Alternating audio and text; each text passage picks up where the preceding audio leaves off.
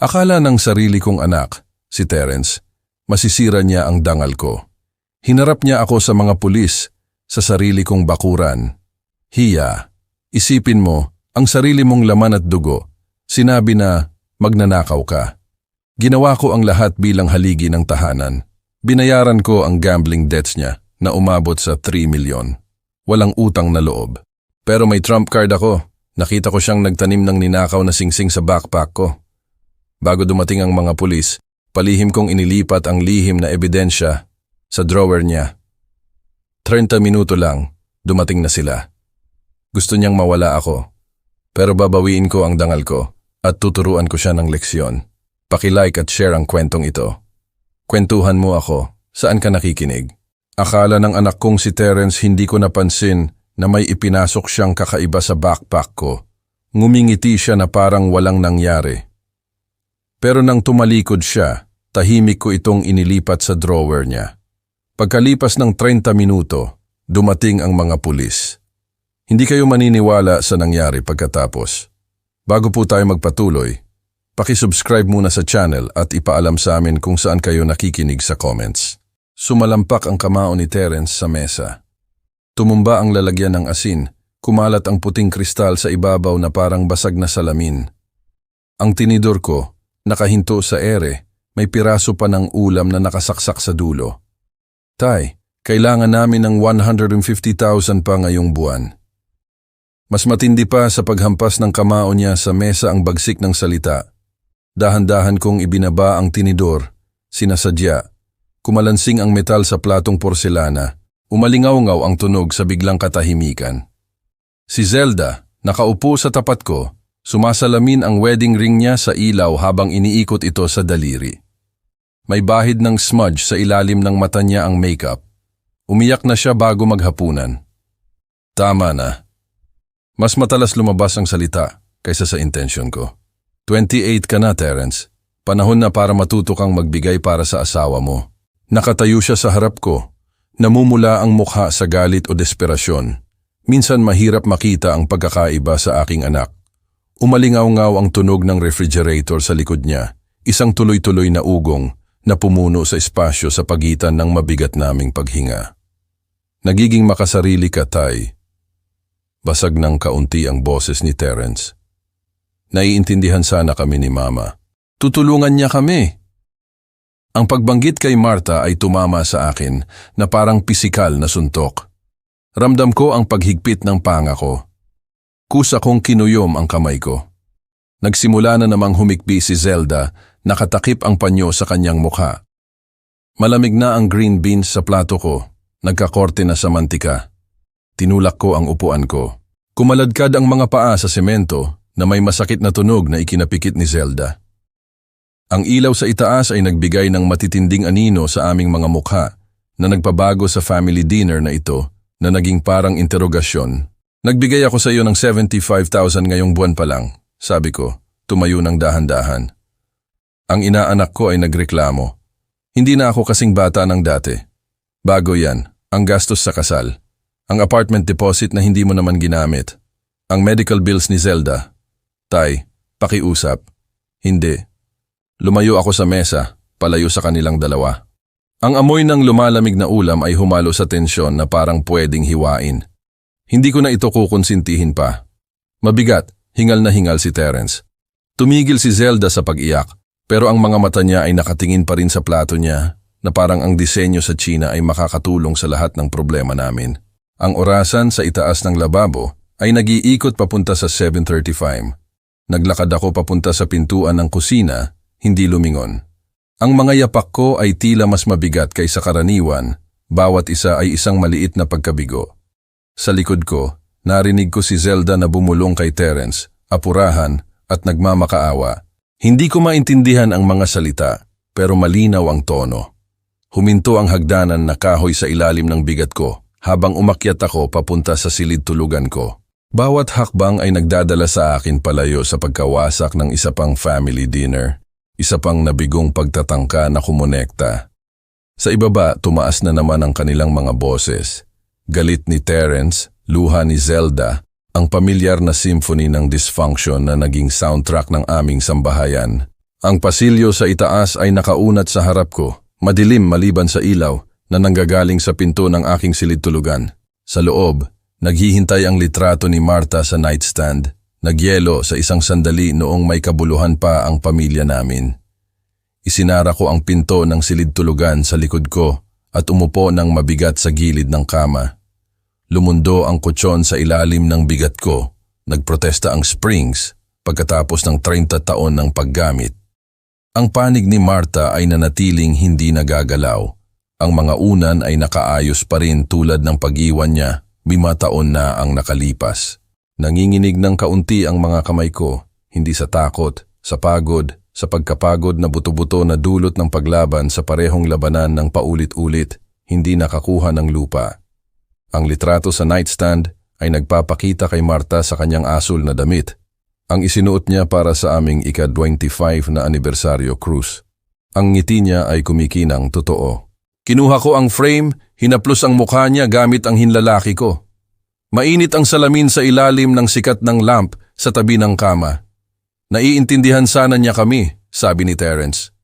Siguro si Marta ay laging nakikita ang pinakamabuti sa lahat, lalo na sa aming anak. Ngunit naniwala rin siya sa mga kahihinatnan, sa pagtuturo sa halip na pagkukonsinti.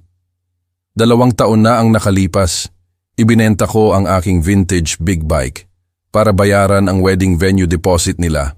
Ang motor ay ang aking pride and joy, isang 1970 Sportster na binalik ko sa orihinal na anyo matapos mamatay si Marta. Sinabi ko sa sarili ko na para sa pag-ibig ito, para sa pamilya. Pero halos hindi nagpasalamat si Terence. Nagtatanong na agad tungkol sa mga gastos sa honeymoon bago pa malinis ang check. 18 buwan ang lumipas, dumating ang apartment security deposit. Kinansela ko ang binalak kong fishing trip sa isang malayo at magandang probinsya, ang inipon ko mula noong ako'y nagretiro. 100,000 na dapat ay bumili sa akin ng mga bundok at kapayapaan, ay napunta sa isang landlord para sa isang apartment na hindi naman nila nilipatan. May excuse tungkol sa pagbabago ng sitwasyon. Buwan na ang nakalipas, medical bills ni Zelda naman. Nagtrabaho ako ng overtime sa edad na 57, sumasakit ang likod ko mula sa mga construction sites na dapat ay iniwan ko na. Bawat dagdag na piso ay napunta sa mga specialists at tests na walang inihayag na mas seryoso kaysa stress-induced migraines. Binuksan ko ang nightstand drawer. Sa loob nakalagay ang tumpok ng mga loan documents na kinumbinsi ako ni Terence na pirmahan sa nakalipas na 2 taon.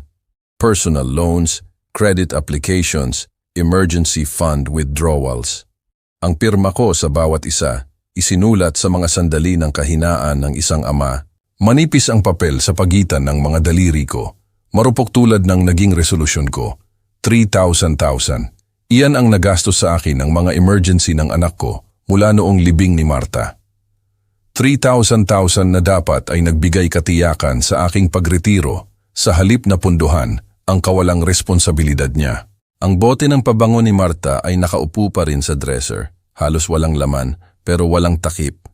Minsan binubuksan ko lang para maalala siya. Ngayong gabi ang amoy ay tila nag-aakusa sa halip na nagpapagaan ng loob.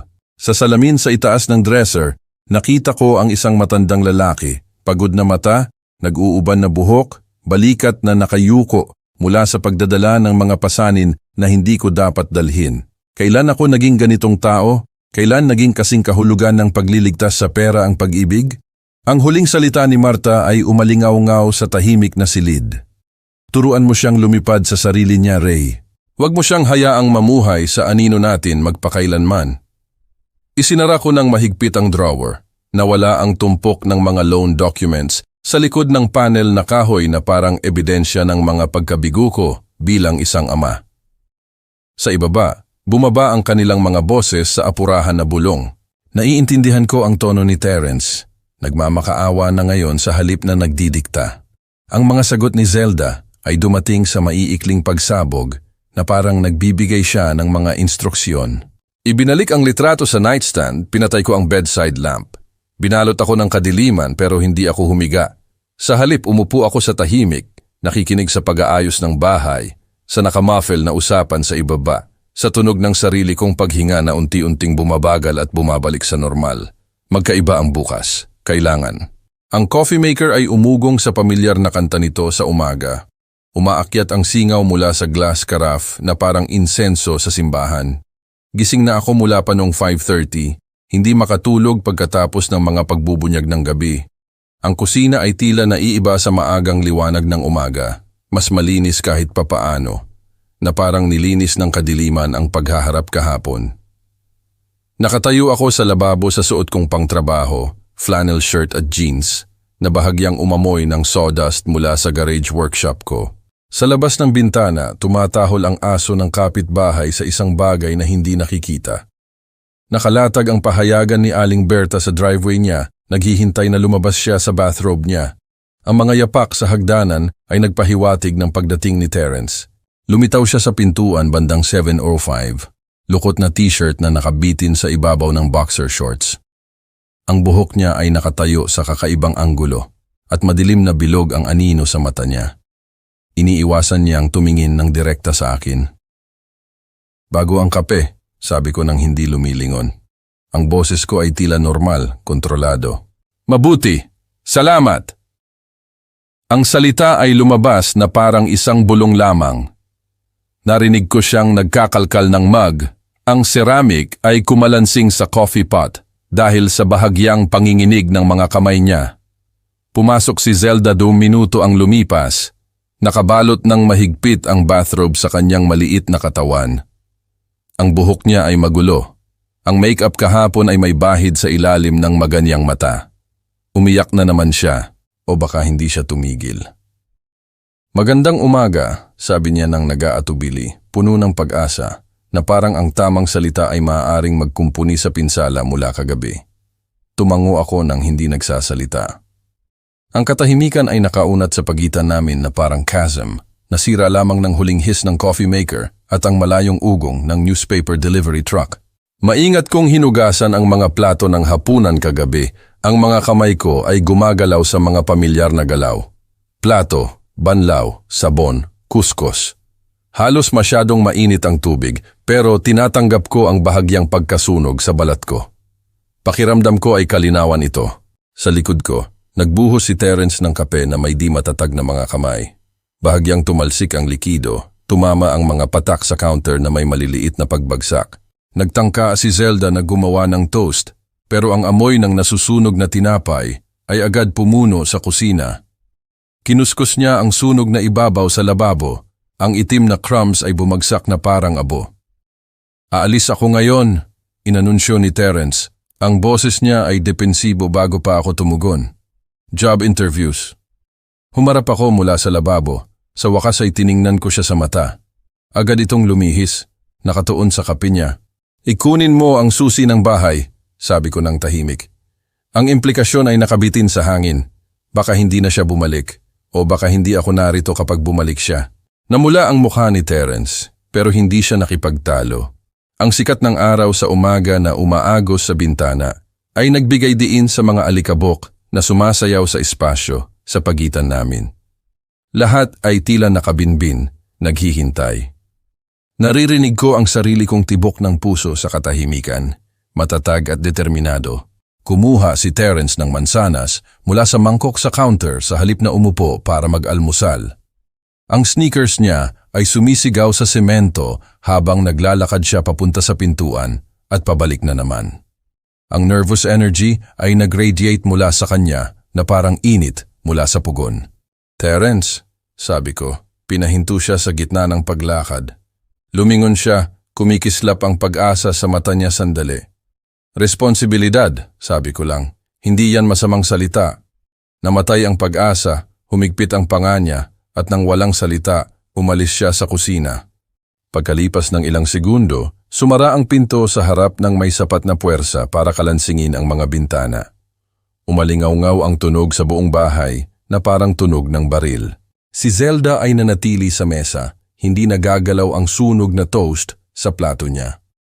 Tiningnan niya ako na may mga mata na nagmamakaawa, ang bibig ay bumukas na parang magsasalita. Pero ako ay gumagalaw na, nagbubuhos ng kape ko sa isang travel mug, patungo sa garage. Umandar ang makina ng truck ko sa unang subok, isang maaasahang ugong na hindi ako binigo. Habang umaatras ako mula sa driveway, nakita ko si Zelda sa bintana ng kusina. Nag-iisa kasama ang gulo ng aming interrupted breakfast at ang bigat ng anumang mga sikreto na ibinahagi nila ni Terence. Ang umaga ay nakaunat sa harap ko, puno ng posibilidad at pangamba sa parehong sukat. Ang masiglang boses ni Terence ay umabot sa akin bago ko siya makita. Halos hindi pa nasasara ang pinto sa harap sa likod ko nang tumalon siya mula sa sofa. Ang mukha niya ay maliwanag sa isang excitement na tila halos panakot. Tay, pasensya na sa nangyari kahapon. Kinuha ako ng TechForge Solutions. Ang mga salita ay tumama sa akin na parang isang surprise punch. Maingat kong ibinaba ang lunch cooler ko sa hardwood floor. Ang aking mga kamay na sanay sa trabaho ay biglang hindi matatag. Tumakbo si Terence papunta sa akin na nakalahad ang mga braso. Hinila ako sa isang yakap na tumagal ng masyadong mahaba, masyadong mahigpit. Talaga? Ang pag-asa sa boses ko ay nagulat sa akin. Iyan ay kahanga-hanga, anak. Si Zelda ay biglang pumalakpak ng theatrical mula sa upuan niya. Ang mga kamay niya ay nagsalubong sa matalas na staccato claps.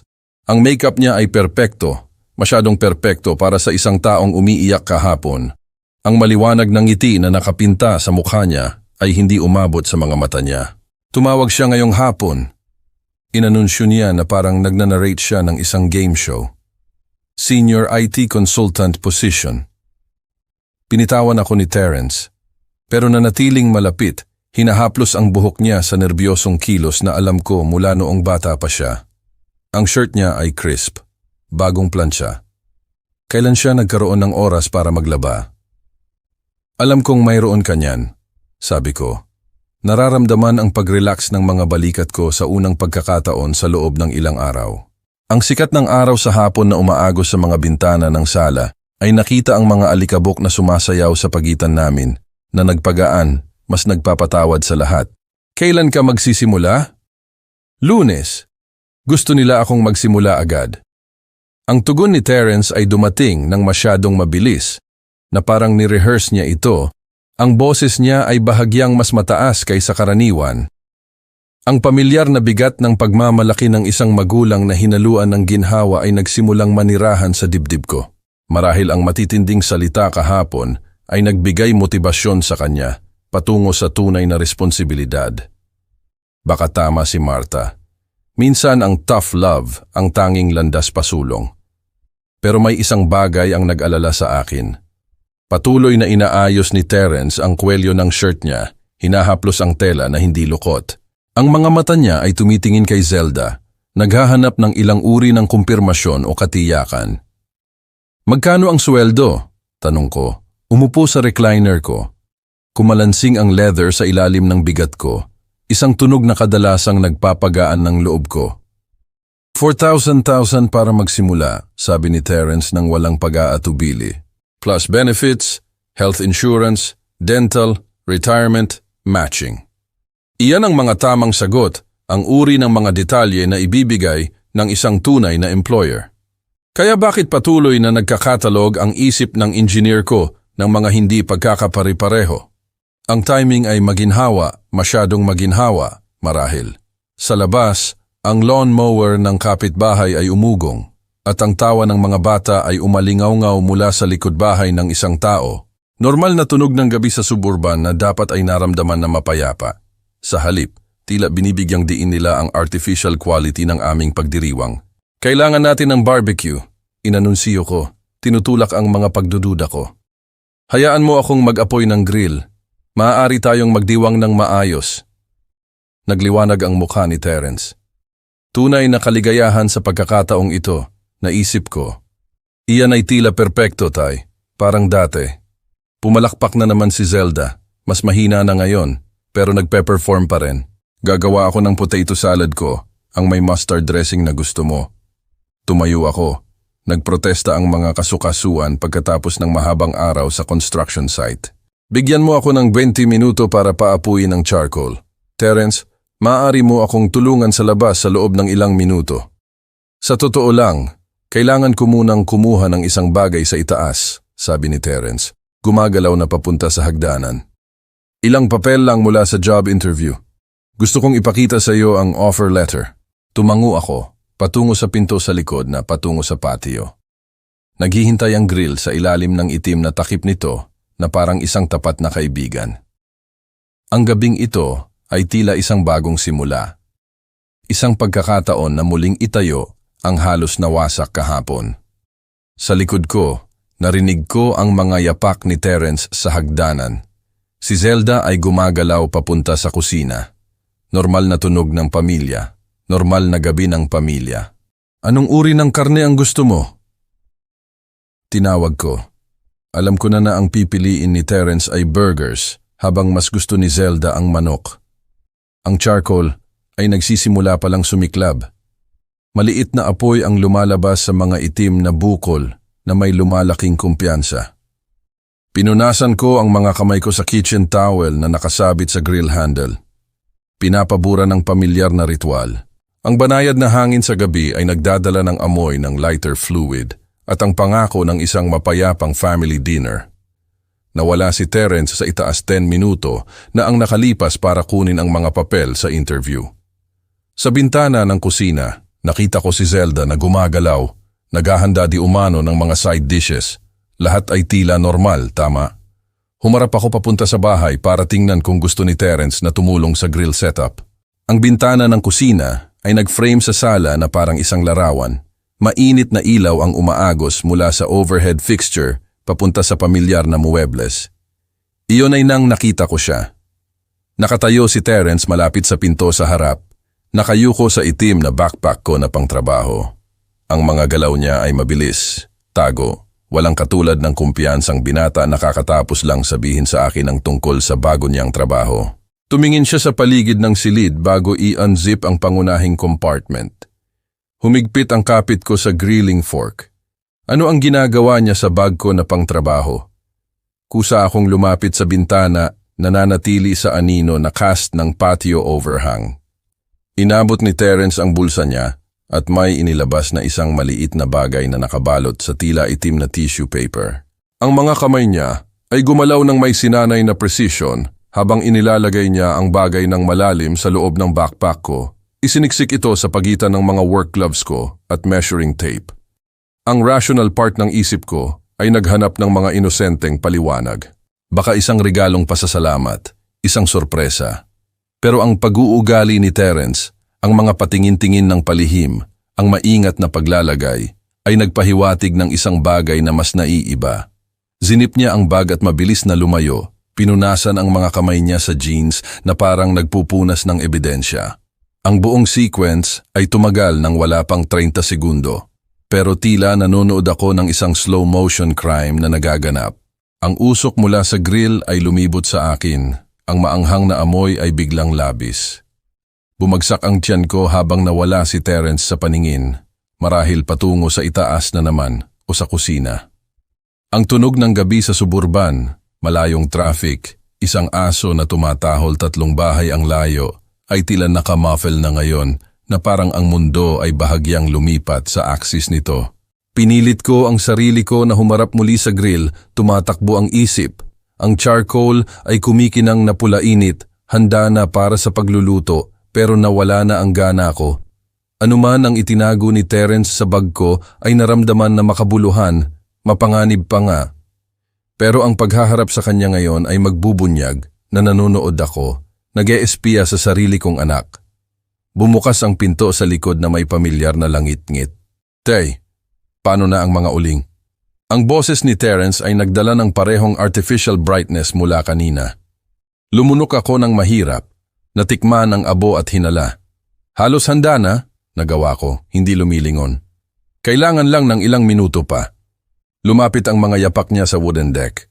Sa peripheral vision ko, nakita ko siyang sumandal sa patio railing. Larawan ng kaswal na kasiyahan. Pero hindi ko mapigilan na makita ang maingat, palihim na mga galaw na yon sa backpack ko. Alam mo ba, anak, sabi ko, sa wakas ay humarap sa kanya. Tingin ko, naiwan ko ang work gloves ko sa garage. Maaari mo bang kunin ang mga iyon habang inaasikaso ko ang apoy na ito? Ang ngiti ni Terence ay kumislap sandali. Oo, Tay. Walang problema. Bumalik siya sa loob at pinanood ko sa bintana ng kusina habang naglalakad siya sa tabi ng backpack ko nang hindi man lang tumitingin dito. Ang performance ay walang depekto. Masyadong walang depekto para sa isang taong kinakabahan tungkol sa pagtatago ng isang bagay doon ilang sandali na ang nakalipas. Ano man ang nasa bag ko, kailangan kong malaman. Pero una, kailangan ko ang tamang pagkakataon. Kumuha lang ako ng seasoning mula sa kusina, tawag ko kay Zelda habang nawala si Terence sa bathroom sa itaas. Ang mga tubo ng tubig ay umugong habang binuksan niya ang gripo, ang aking signal na mayroon akong ilang mahalagang minuto. Ang puso ko ay humampas laban sa mga buto-buto ko habang lumapit ako sa backpack. Ang sala ay tila naiiba na ngayon, mas malalim ang mga anino sa kabila ng mainit na sikat ng lamp. Bawat langit-ngit ng bahay na umaayos ay tila lumalaki, nagbabanta na ibunyag ang aking investigasyon. Ang zipper ng backpack ay gumawa ng malambot na metallic whisper habang binuksan ko ito. Sa loob nakalagay ang aking pamilyar na mga gamit sa trabaho. Dilaw na measuring tape, leather gloves na may bahid ng taon ng tapat na paggawa, spiral notebook na puno ng mga project sketches. Lahat ay nasa karaniwan nitong lugar, maliban sa dayuhang presensya na nasaksihan kong itinago ni Terence. Ang mga daliri ko ay sumubok ng mas malalim, naghahanap sa pamamagitan ng organisadong kaguluhan ng aking propesyonal na buhay. Doon, nakabalot sa itim na tissue paper na nakasuksok sa gilid ng notebook na parang isang guilty secret. Maingat ko itong binuksan. Ang tissue paper ay kumukubot ng malakas na parang tunog ng baril sa tahimik na silid. Ang lumabas ay ikinahinga ko ng malalim. Isang singsing na diamante, napakalaking center stone na napapalibutan ng mas maliliit na diamante. Lahat ay nakalagay sa tila platinum. Ang mga facet ay nakita ang liwanag ng lamp. Nagtapon ng mga rainbow prism sa coffee table at dingding. Hawak ko ito, nagulat sa kislap nito at natakot sa mga implikasyon nito. Hindi ito costume jewelry. Ang bigat pa lang ay nagsabi na sa akin na, totoo ito. Mahal, madaling 900,000. Baka 1.2 milyon. Mas maraming pera kaysa kailanman nagkaroon si Terence. Mas marami kaysa sa kikitain niya sa loob ng ilang buwan sa di umano'y bago niyang trabaho. Naupo ako sa pinakamalapit na upuan. Ang mga paa ay biglang hindi maaasahan. Ang singsing ay naramdaman na mainit sa palad ko, nasusunog sa mga tanong na takot akong sagutin. Saan nakuha ni Terence ang isang bagay na kasing halaga nito? Bakit itago sa bag ko? Ano ang pinaplano niya? Tumatakbo pa rin ang tubig sa itaas. Ang nerbyosong humming ni Terence ay lumutang pababa sa kisame, ilang himig na hindi ko nakikilala. Normal na tunog mula sa aking anak, na tila anumang bagay maliban sa normal. Ang kislap ng singsing ay tila nang iinis sa akin. Naisip ko ang pagtatalo kahapon, ang desperado niyang pakiusap para sa pera, ang mga luha ni Zelda. Pinaplano ba nila ito kahit noon, gamit ang kabutihang loob ko bilang takip para sa isang bagay na mas madilim? Ang isip ng engineer ko ay nagsimulang magkalkula ng mga senaryos. Walang maganda sa mga ito. Kung ninakaw ni Terence ang singsing na ito, ang paglalagay nito sa backpack ko ay ginawa akong isang hindi sinasadyang kasabwat. Kung plano niyang sabihin na ninakaw ko ito, ang tubig ay patay sa itaas. Tumawid ang mga yapak sa sahig ng banyo. Bababa na si Terence anumang sandali, umaasa na makita ako sa labas kasama ang grill, ginagampanan ang papel ng mapagmataas na ama na nagdiriwang sa tagumpay ng anak niya. Sa isang sandali ng purong instinct, ipinasok ko ang singsing sa bulsa ko at mabilis na muling binalik ang backpack. Ang tissue paper ay bumalik sa loob, inilagay ng mas malapit hanggat maaari sa kung paano ito iniwan ni Terence. Nanginginig ang mga kamay ko habang zinizip ko ang bag. Ang mga yapak ni Terence ay umabot sa tuktok ng hagdanan kasabay ng pagtayo ko. Ang mga paa ay hindi pa rin matatag. Ang singsing ay naramdaman na parang bigat ng tingga sa bulsa ko. Ebidensya ng pagtataksil. Hindi ako handa na makipagharap. Ayos lang ba diyan sa loob? Ang boses ni Terence ay nagdala ng artificial concern. Pabalik na lang sa labas, tawag ko. Gumagalaw patungo sa kusina ng autopilot. Gumana ang katawan ko habang ang isip ko ay umiikot sa mga implikasyon na hindi ko pa maproseso. Ang singsing ay nasunog laban sa binti ko sa bawat hakbang, isang pare-parehong paalala na walang anuman tungkol sa gabing ito ang tila tulad ng inaakala. Ang boses ni Terence ay lumutang sa bintana ng kusina habang bumalik ako sa loob. Tay, paano mo gusto ang mga steak na ito? Medium rare? Ano man ang tingin mo ay pinakamahusay, tawag ko pabalik. Ang boses ko ay matatag sa kabila ng bagyo na nagngangalit sa dibdib ko. Ang singsing ay naramdaman na parang isang nasusunog na uling sa bulsa ko. Ang bigat nito ay humila ng higit pa sa tela ng jeans ko.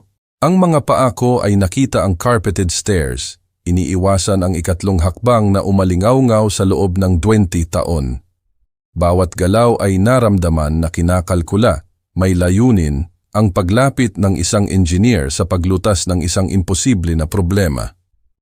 Nilabag ni Terence ang personal kong espasyo, ang tiwala ko.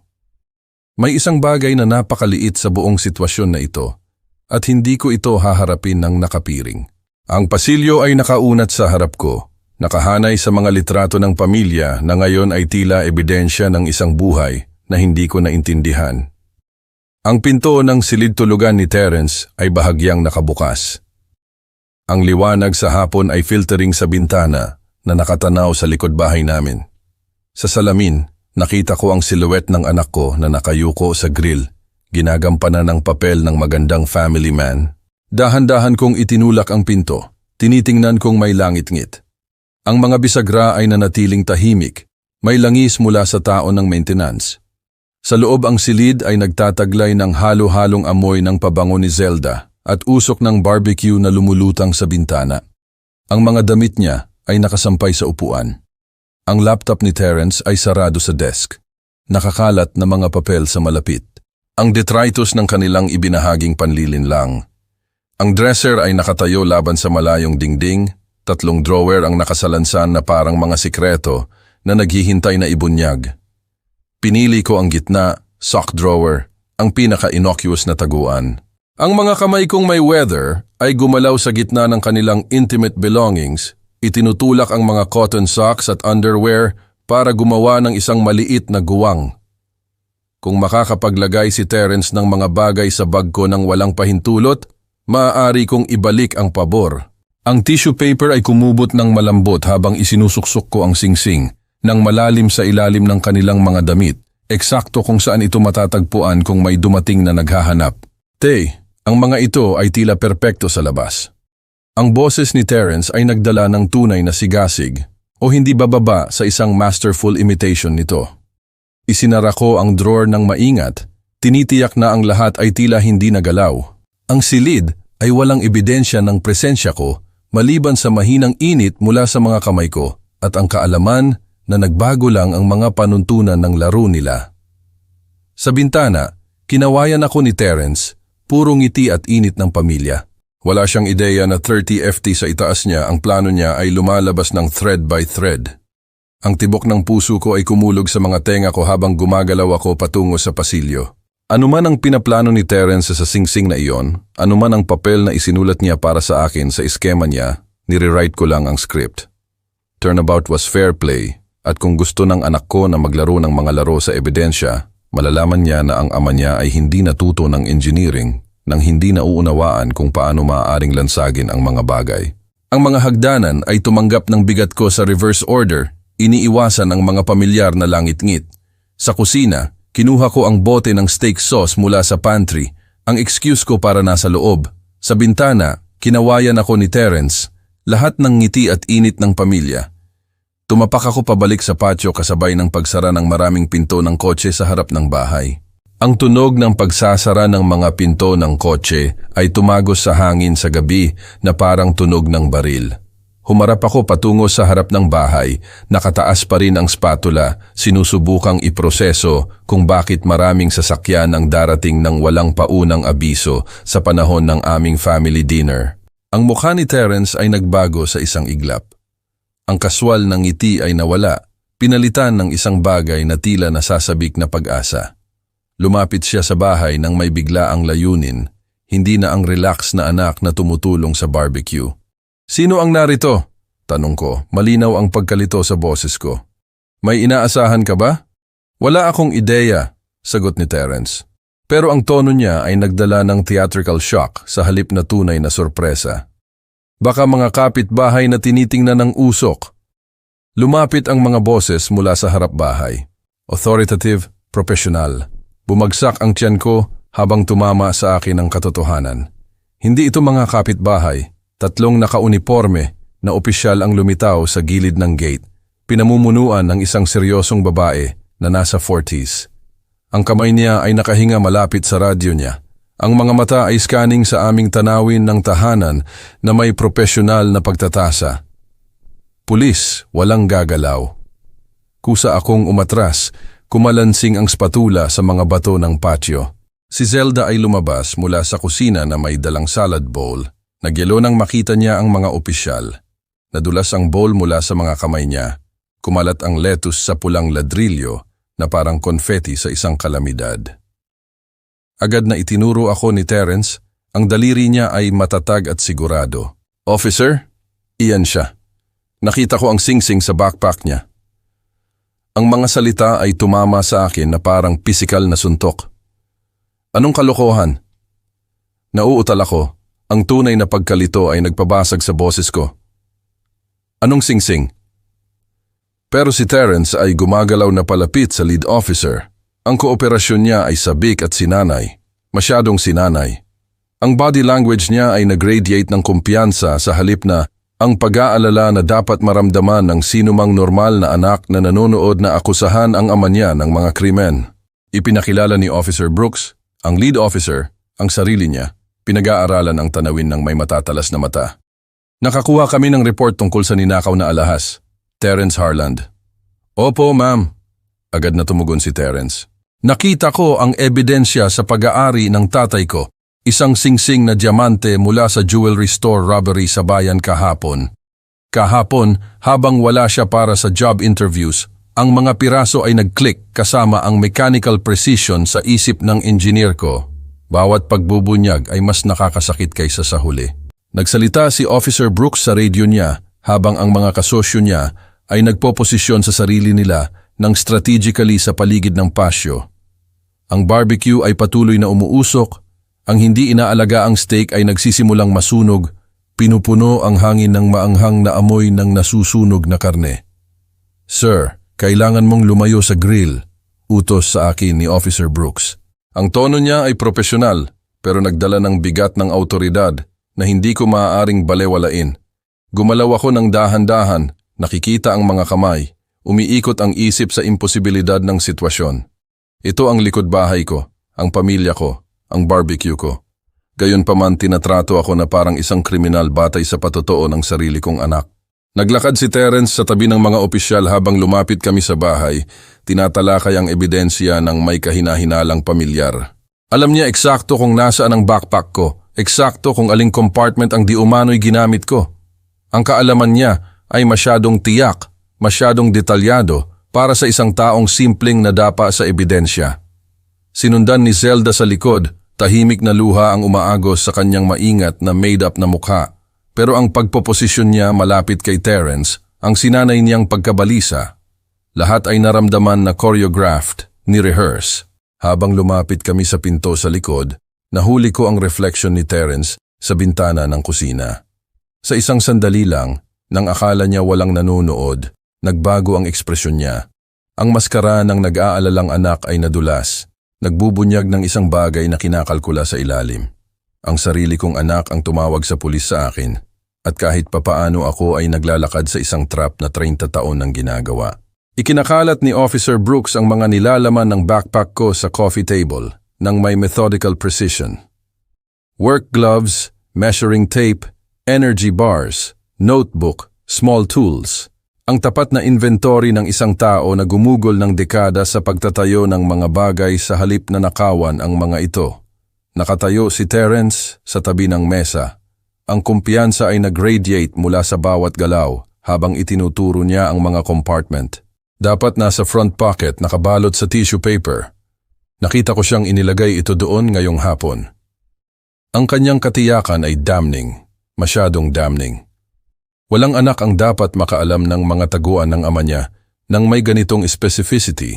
Maliban kung naglagay siya ng isang bagay doon mismo. Hinahanap ni Officer Brooks ang bawat bulsa ng masusing. Ang pangunahing compartment ay walang inihayag kundi work debris. Ang mga bulsa sa gilid ay naglalaman lamang ng mga panulat at business cards. Ang kumpiyansang ekspresyon ni Terence ay nagsimulang mag-crack sa paligid ng mga gilid. Mr. Harland, sabi ni Officer Brooks, tumingin mula sa walang laman na bag. Hindi namin makita ang inilarawan na item. Kailangan nandoon yan. Ang boses ni Terence ay tumaas, lumalabas ang desperasyon. Nakita ko siyang inilagay ito sa front pocket. Tingnan niyo ulit. Iyon ay nang ang huling piraso ay nag-click sa lugar. Ang inside knowledge ni Terence, ang nerbiyoso niyang enerhiya na disguised bilang excitement. Ang maingat na paraan na ginabayan niya ang mga opisyal sa backpack ko habang iniiwasan ang anumang pagbanggit sa sarili niyang mga gamit. Officer! Sabi ko ng tahimik, nagulat sa katatagan sa sarili kong boses. Baka dapat tingnan niyo ang dresser drawer ng anak ko. Humarap si Terence sa akin, kumikislap ang takot sa mga tampok niya. Ano? Bakit mo? Iyan ay katawa-tawa, walang dahilan para. Pero si Officer Brooks ay gumagalaw na papunta sa hagdanan, sinundan ng kasosyo niya. Ang mga protesta ni Terence ay lumago ng mas panakot habang umakyat kami sa ikalawang palapag. Ang maingat niyang composure ay sa wakas ay nabasag. Ito ay harassment. Hindi kayo basta-basta makakapaghanap sa aming private. Terence Harland, Officer Brooks ay sumingit habang binuksan niya ang pinto ng silid-tulugan niya. Mayroon kaming reasonable cause batay sa suhestyon ng iyong ama at ang iyong pag-uugali. Ang dresser ay nakatayo eksakto tulad ng iniwan ko 30 minuto ang nakalipas. Hinila ni Officer Martinez ang gitnang drawer. Inilipat ang mga socks at underwear ng may sinanay na efficiency. Agad na nakita ng kamay niya ang tissue paper. Pumuti ang mukha ni Terence habang lumabas ang singsing. Ang mga diamante ay nakita ang liwanag ng silid-tulugan na parang mga akusasyon na ginawang totoo. Ang parehong singsing na nakita ko sa backpack ko ay nakahinga na ngayon sa isang evidence bag na may fingerprints ni Terence sa tissue wrapping. Terence Harland, ikaw ay inaresto para sa paghaharap ng isang false police report at pag-aari ng ninakaw na ari-arian. Ang Miranda rights recitation ay tila umalingaw-ngaw mula sa malaking distansya habang ang mga handcuff ay nag-click sa paligid ng mga pulso ng anak ko. Ang mga higbi ni Zelda ay pumuno sa pasilyo, ang maingat niyang constructed performance ay sa wakas ay nagbagsak sa tunay na desperasyon. Ito ay isang pagkakamali. Sigaw ni Terence habang iginabay siya ng mga opisyal patungo sa pinto sa harap. Hindi mo naiintindihan, ang singsing ay nasa bag niya. Inilagay ko ito doon mismo. Ang kanyang confession ay nakabitin sa hangin na parang usok mula sa aming inabandonang barbecue. Kahit sa kustodiya, hindi mapigilan ni Terence ang sarili niya mula sa pagbubunyag ng lalim ng kanyang panlilinlang. Nakatayo ako sa salako, napapalibutan ng nakakalat na nilalaman ng backpack at nakabaliktad na muebles mula sa paghahanap, nanonood ng 30 taon ng pagiging ama na natunaw sa handcuff at mga akusasyon. Sa bintana sa harap, nakita ko ang mga kapitbahay na nagtitipon sa kanilang mga porch, naakit ng mga kumikislap na ilaw ng mga police cars. Ang boses ni Terence ay nagdala mula sa harap bahay. Pinipilit pa rin na ito ay isang pagkakamali. Sinusubukan pa rin na kumbinsihin ang mga opisyal na ang kanyang biktima na ama ay kahit papaano ay nag-orchestrate ng sarili niyang frame-up. Pero ang ebidensya ay nagsabi ng ibang kwento. Isang isinulat sa tissue paper at itinago sa mga sock drawer, authored ng isang anak na nagkamali sa pag-ibig ng ama niya para sa kahinaan. Ang bahay ay tila naiiba na ngayon, mas walang laman, na parang may isang bagay na fundamental ang inalis kasama ang anak ko na naka-handcuff. Ang mga police documents ay nakakalat sa kitchen table ko na parang mga piraso ng isang puzzle na hindi ko kailanman gustong lutasin. Timeline sheets, evidence photos, witness statements. Ang paper trail ng pagtataksil ng anak ko ay inilatag sa opisyal na itim at puti. Nakaupo ako rito mula pa noong 6 hanggang sa umaga, methodically na nagtatrabaho sa bawat detalye na may precision ng isang engineer. Ang kape sa paboritong mug ni Martha ay lumamig na ilang oras na ang nakalipas, pero hindi ko kayang inumin mula rito gayunpaman. Lahat sa kusina na ito ay tila contaminated na ngayon. Bawat ibabaw ay hinipo ng mga kasinungalingan na masyado akong nagtitiwala para makita. Ang pahayag ni Terence sa pulis, ibinigay bago ang pag-aresto niya, ay nagpinta ng isang larawan ng isang nag-aalalang anak na nakakakita ng kriminal na pag-uugali ng ama niya. Ang pagbasa sa mga salita niya ay tila nanonood ng isang estranghero na suot ang mukha ng anak ko. Ang kinakalkula na panlilin lang ang inihanda na mga sagot. Hindi ito impulse, ito ay buwan ng pagpaplano. Ang isang litrato mula sa Diamond Haven Jewelry Store ay nagpakita ng eksaktong singsing na nakita ko sa backpack ko, 1.2 milyon. Ang paperwork ay nagpakita ng credit card debt ni Terence, 1,500,000. Karamihan sa mga ito ay gambling losses mula sa Prairie Wind Casino. Ang mga numero ay nakahanay ng may surgical precision. Ang job interview ay ang alibi niya para sa pagnanakaw. Sabi ko ng malakas, ang boses ko ay umalingaw-ngaw sa walang laman na kusina. Ang pagsasabi ng katotohanan ay ginawa itong totoo, hindi maikakaila. Ang peking celebration dinner, ang inihaw na steak, lahat ay dinisenyo para maging relax ako at off guard. Kung nagtrabaho ang plano niya, nakaupo ako sa isang jail cell habang minana ni Terence ang bahay na ito at lahat ng pinaghirapan kong itayo sa loob ng 30 taon. Hinayaan sana nila akong mabulok sa bilangguan para sa kaginhawaan nila. Isang katok sa pinto sa harap ang sumingit sa madilim kong pagsusuri. Sa bintana, nakita ko ang pamilyar na silhouette ni Celso. Ang pag-aalala ay nakaukit sa posture niya. Alam ko na darating ang sandaling ito. Ang kapitbahayan ay nagbubuzz sa mga police cars at mga bulong mula pa kagabi. Ray!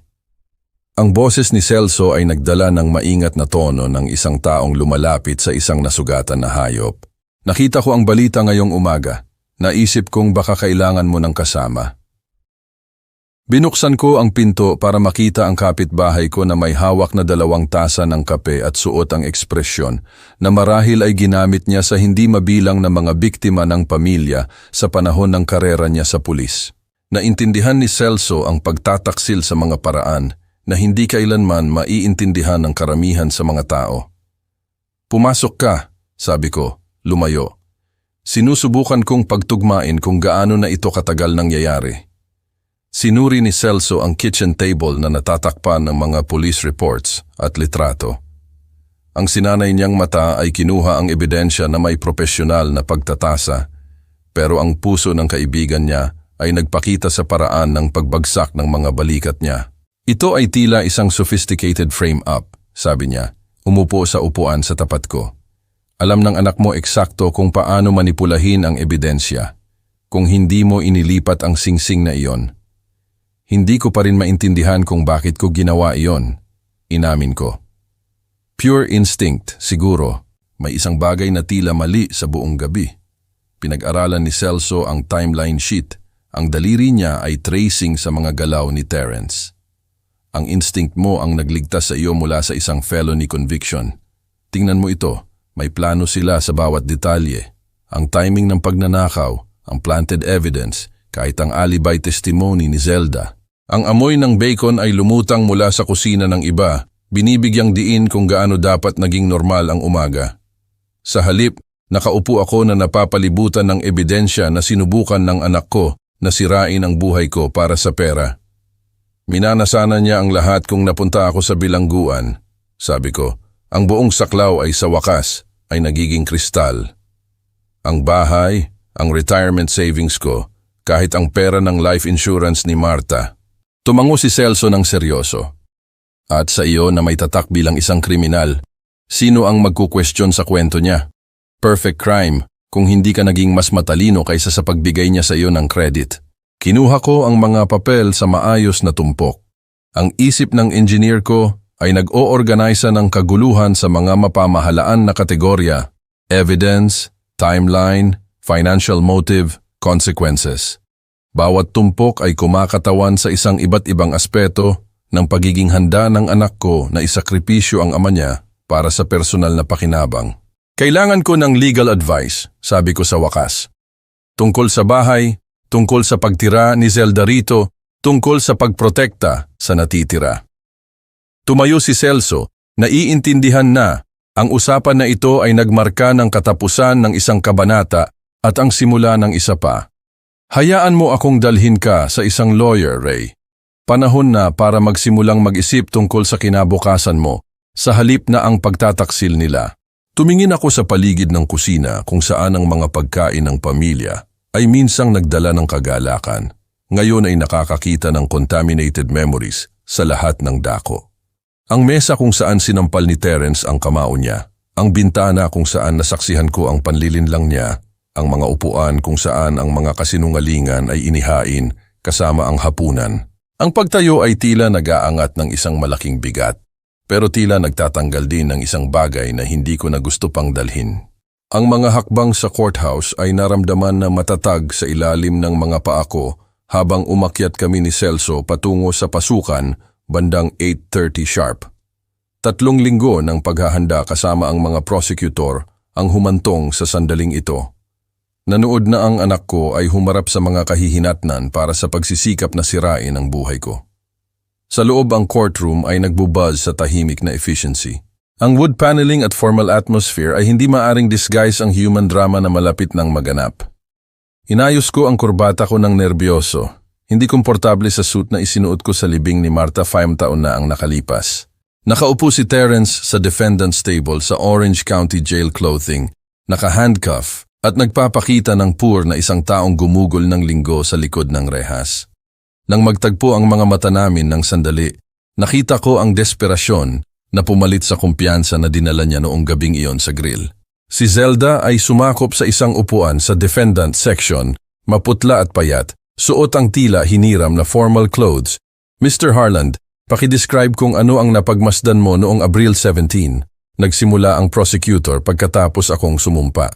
Nakita ko ang anak ko na naglagay ng ninakaw na singsing sa backpack ko para i-frame ako para sa pagnanakaw. Ang mga salita ay lumabas ng malinaw at factual. Isang engineer na nagre-report ng mga observation. Ang cross-examination ng defense attorney ay nagtangka na magpinta ng misunderstanding sa halip na malis. Hindi ba posibleng nagkamali ka tungkol sa mga intensyon ng anak mo, Mr. Harland? Hindi, sagot ko lang. Ang ebidensya ay nagsasalita para sa sarili nito. Ang security footage mula sa Diamond Haven ay naglaro sa courtroom screen, nagpapakita ng pagnanakaw ni Terence sa high definition. Ang timestamp ay correlated eksakto sa inaangkin niyang job interview. Pinanood ko ang mukha ng anak ko habang nakikita niya ang sarili niya sa kamera. Ang sandali na napagtanto niya na ang mga kasinungalingan niya ay naitala. Nang tumawag si Judge Reed para sa pagpapataw ng sentensya, nagtangka si Terence ng isa pang outburst. Tay, hindi mo naiintindihan. Desperado ako. Ang mga gambling debts. Terence Harland, Judge Reed ay sumingit ng seryoso. Ikaw ay sinintensyahan ng 5 taon sa state prison para sa armed robbery at attempted witness tampering. Ang tunog ng gavel ay umalingaw-ngaw sa courtroom na parang isang pinto na sumasara sa 30 taon ng pagiging ama. Iginabay ng mga bailiff si Terence Palayo na nakagapos. Ang maikli niyang apela sa direksyon ko ay sinalubong ng matatag kong pagtanggi na tumugon. Si Zelda ay nakatanggap ng 2 taon na probation at community service para sa kanyang kooperasyon, kasama ang isang pangangailangan na makahanap ng independent housing sa loob ng 30 araw. Ang paliwanag ng judge tungkol sa rehabilitation kumpara sa parusa ay tila malayo at academic kumpara sa finality ng panunood ng anak ko na nawala sa pinto ng courthouse. Habang nag-adjourn ang court, pinuno ng mga reporter ang pasilyo ng mga tanong tungkol sa pagtataksil ng pamilya at katarungan. Naglakad ako sa tabi nila patungo sa parking garage. Ang isip ko ay nakatuon na sa mga praktikal na bagay ng pagbebenta ng bahay at pagsisimula muli. Tinugma ni Celso ang bilis ko, naiintindihan na ang ilang sandali ay nangangailangan ng katahimikan sa halip na komentaryo. Ang courthouse elevator ay nagdala sa amin pababa sa street level, kung saan ang normal na buhay ay nagpatuloy sa kabila ng pagkasira ng akin. Kumusta ang pakiramdam mo? Tanong ni Celso habang nakarating kami sa kotse niya. Parang kakalibing ko lang sa anak ko, sagot ko ng tapat. Pero sa pagkakataong ito, pinili niya ang mamatay. Ang pagmamaneho pa uwi ay lumipas sa mapag-isip na tahimik. Ang suburban na lugar namin ay tila naiiba na ngayon na alam ko na aalis ako rito sa lalong madaling panahon. Ang ilang kabanata ay nagtapos sa pagdiriwang, ang iba ay may ginhawa. Ang isang ito ay nagtapos sa pagtanggap na ang pamilya ay maaaring magtaksil sa pinakamalalim na tiwala. Ngunit ang kaligtasan ay nangangahulugan ng pagpili ng sarili mong kagalingan sa paglipas ng obligasyon sa mga nagpabaya sa iyo. Ang mga moving boxes ay nakahanay sa pasilyo na parang mga bantay na nagbabantay sa pagtakas ko. 30 taon ng accumulation ay nabawasan sa mga essentials, tools, damit, mga litrato ni Marta at legal documents na nagpatunay ng aking kawalang kasalanan. Lahat ng iba pa, muebles, appliances, mga alaala na nakatali sa bahay na ito ay mananatili sa likod kasama ang mga ghost. Lumabas si Zelda mula sa spare room, may dalang isang suitcase, ang mukha niya ay pinched sa desperasyon. Ang court order ay nangailangan ng pag-alis niya ngayon, pareho sa akin. Pero ang destinasyon niya ay nanatiling hindi tiyak, habang ang akin ay tumuro patungo sa kalayaan. Ray, pakiusap, pag-isipan mo ulit, sabi niya. Inilagay ang sarili niya sa pagitan ko at ng pinto sa harap. Wala akong mapupuntahan. Pinilit ako ni Terence. Natakot akong tumanggi sa kanya. Huminto ako sa paglo-load ng mga boxes. Pinag-aaralan ang babae na tumulong sa pagpaplano ng pagkasira ko. Ang wedding ring niya ay nakita ang liwanag ng umaga. Ang parehong singsing na ni-twist niya ng nerbiyoso habang nagsisinungaling tungkol sa job prospects ni Terence. Dapat inisip mo ang mga kahihinatnan bago mo ako ipinagtaksil, sagot ko ng mahinahon. May mga pagpipilian ka, Zelda. Nagkamali ka ng pinili. Pero saan ako pupunta? Wala akong pera, walang pamilya. Malalaman mo, ang mga taong nakakaligtas sa pagtataksil ay kadalasang gumagawa. Ang realtor ay dumating eksakto, bandang 10:00 kasama ang huling paperwork. Si Aling Nena ay naging patient sa panahon ng extended sales process. Nauunawaan na ang trauma ay kumukuha ng oras para maproseso. Pinirmahan namin ang mga documents sa kitchen table kung saan ang mga away ng pamilya ay minsang sumabog, nagbabago ang pagmamay-ari mula kay Reynaldo Harland patungo sa isang batang mag-asawa na excited tungkol sa kanilang unang bahay. Mga susi sa iyong apartment sa malayong probinsya, sabi ni Aling Nena. Inabot sa akin ng isang maliit na envelope. Isang one-bedroom, may mountain view, eksakto kung ano ang hiniling mo. Lumitaw si Celso sa pintuan. Tinulungan na i-load ang moving truck na susundan sa pick-up ko patungo sa probinsya. Ang handshake niya ay tumagal ng mas matagal kaysa karaniwan. Kinikilala ang katapusan ng isang kabanata at simula ng isa pa. Pangako na bibisita ka sa loob ng 6 na buwan, sabi ko, sinasadya ito. Pangako na sasagutin mo ang telepono mo kapag tumawag ako, sagot niya. Naiintindihan na ang pagpapagaling ay nangangailangan ng distansya, pero hindi isolation. Ang moving truck ay umalis muna, nagdadala ng mga ari-arian patungo sa isang buhay na dinisenyo ko ng walang input mula sa mga miyembro ng pamilya na napatunayang hindi mapagkakatiwalaan. Naglakad ako sa mga walang laman na silid sa huling pagkakataon. Tinanggal ang mga litrato ni Terence mula sa mga dingding, pero iniwan ang mga nail holes bilang ebidensya na may isang taong minsang nabibilang dito. Sa garage, naghihintay ang pickup truck ko kasama ang lahat ng essential na naload sa kama. Bagong license plates, bagong address, bagong phone number, ang infrastructure ng reinvention ay kumpleto. Nakatayo si Zelda sa sidewalk nanunood habang umaatras ako mula sa driveway kung saan tinuruan ko si Terence na sumakay sa bisikleta niya 20 taon na ang nakalipas. Hindi maaaring burahin ng magandang alaala ang pagtataksil, pero hindi rin nila ako mapipigilan mula sa pagpili ng kaligayahan sa paglipas ng obligasyon. Ang mga interstate signs ay tumuro patungo sa new possibilities. Inayos ko ang radio sa isang country music station, ibinaba ang mga bintana at naramdaman ang kalayaan na hindi ko naranasan mula noong kamatayan ni Marta. Nawala ang mga miles sa ilalim ng mga gulong ko habang ang lumang lugar ay kumupas sa rearview mirror. Ang mga bundok ay lumitaw sa horizon na parang mga pangako ng elevation at sariwang perspective. Sa edad na 58, nagsisimula ako muli ng ganap. Walang family ties, walang financial obligations sa sinuman kundi sa sarili ko. Walang pagkakasala tungkol sa pag-prioritize ng sarili kong kagalingan. Ang makina ng truck ay umugong ng matatag patungo sa kanluran. Nagdadala ng isang tao na natuto na minsan ang pinakadakilang gawa ng pag-ibig ay ang pagtanggi na i-enable ang mga taong sisira sa iyo.